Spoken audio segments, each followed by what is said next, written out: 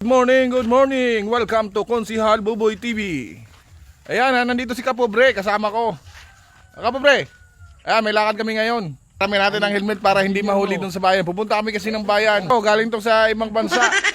Kapobre TV. Good morning. Ayan, follow nyo si Kapobre. Good morning sa mga kapobre dyan. Tubak-tubak na natin, mga kapobre. Nandito na nga kami ni Kapobre. Nandito na kami sa farm.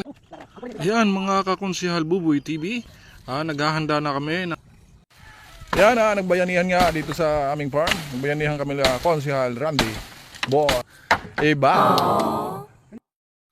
Pinagtulungan na nga namin na maitaas itong kubo para mas okay na at mas maayos na yung tirahan ng mga manok at mga kambing na paglalagyan nito. Ayan.